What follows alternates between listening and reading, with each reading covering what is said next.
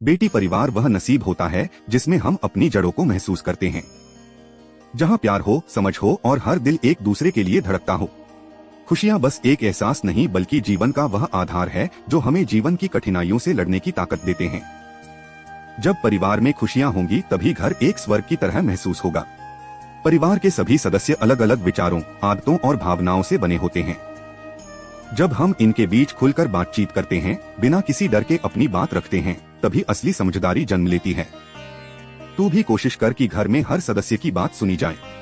किसी की भी बात को टालना या कमतर समझना खुशियों की राह में बड़ी बाधा बनता है।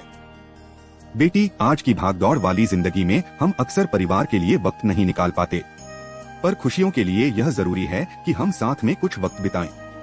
चाहे वह शाम को चाय पीना हो या रविवार को बाहर जाना हो, साथ बैठकर बातें करना हो, यह पल बहुत मायने रखते हैं। जब परिवार साथ रहता है तो छोटे छोटे लम्हे भी बड़े यादगार बन जाते हैं। एक मुस्कुराहट, एक आलिंगन, एक मदद का हाथ, यह सभी छोटी छोटी चीजें घर में खुशियों का माहौल बनाती हैं। जब हर कोई यह महसूस करता है कि उसे प्यार मिलता है तो दिल खुश हो जाता है। तू कोशिश कर कि घर के हर सदस्य को अपना प्यार जताने के लिए छोटी छोटी बातें कर। हर इंसान को तारीफ सुनने का सुख मिलता है। जब हम एक दूसरे की मेहनत, अच्छाई और सफलताओं की सराहना करते हैं तो मन में आत्मविश्वास बढ़ता है। घर में अगर कोई किसी की बातों की कदर करता है तो माहौल में मिठास आ जाती है। इसलिए कोशिश कर कि घर में तारीफ का एक दौर चलता रहे। कभी कभी छोटे छोटे झगड़े और तनाव खुशियों में बाधा बन जाते हैं। तो यह समझ कि हर बात पर लड़ाई करना जरूरी नहीं। किसी बात को दिल पर लेने के बजाय उसे माफ करना सीखो। जब घर में शांति होगी तभी खुशियां पनपेंगी। घर में हर कोई खुश तभी रहता है जब उसके कर्तव्य साफ हो। जब सबको पता हो कि घर के काम कौन करेगा और हर कोई अपनी जिम्मेदारी निभाएगा तो घर में अनुशासन रहेगा।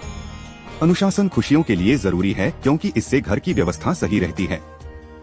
जब परिवार के लोग एक दूसरे की मदद करते हैं तो एक दूसरे का भार हल्का हो जाता है।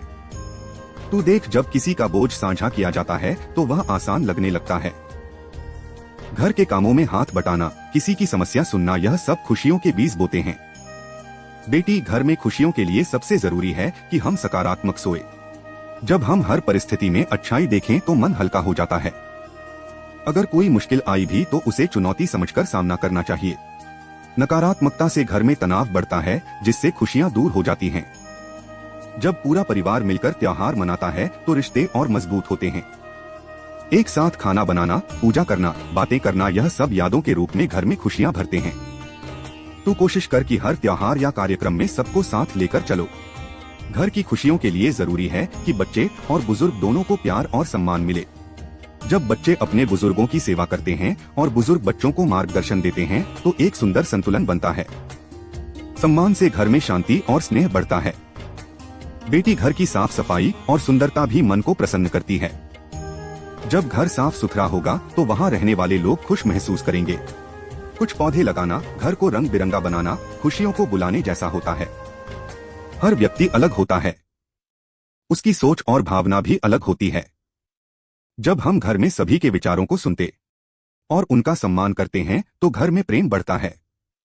तू घर में इस बात को प्रोत्साहित कर कि हर किसी को बोलने का मौका मिले। तू खुद को भूलकर नहीं चल सकती। खुश रहने के लिए जरूरी है कि तू अपने लिए भी वक्त निकाले। जब तू खुश रहेगी तो घर की खुशियां भी बढ़ेंगी। परिवार की खुशियों की असली जड़ विश्वास और स्नेह है। जब हम एक दूसरे पर भरोसा करते हैं तो हर समस्या आसान लगती है। तू कोशिश कर कि परिवार में विश्वास का माहौल बने। जब कोई समस्या आए तो उसे इग्नोर मत करो। परिवार के साथ मिलकर उसका समाधान निकालो। जब सब मिलकर समस्या को सुलझाते हैं तो मन भी हल्का हो जाता है। गलतियां हर इंसान से होती हैं। जब हम दूसरों की गलतियों को माफ कर देते हैं तो दिल का बोझ कम होता है। माफ करना सीखो ताकि प्यार बना रहे। हर दिन परिवार के लिए आभार जताना मत भूलो। जब हम धन्यवाद करते हैं तो रिश्ते मजबूत होते हैं। जब खुशी मिले उसे सबके साथ बांटो। खुशी बांटने से बढ़ती है, कम नहीं होती। बेटी, बाबा कहते हैं कि खुशियां बाहरी चीजों में नहीं, हमारे दिल की समझ और अपनत्व में है। जब हम एक दूसरे का सम्मान करेंगे, प्यार देंगे, समझेंगे, तभी घर एक सच्चा स्वर्ग बनेगा।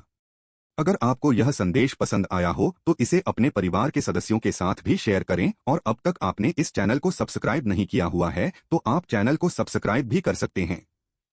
कमेंट में जय श्री राम जरूर लिखें। जय हनुमान, जय बाबा नीम करौली महाराज।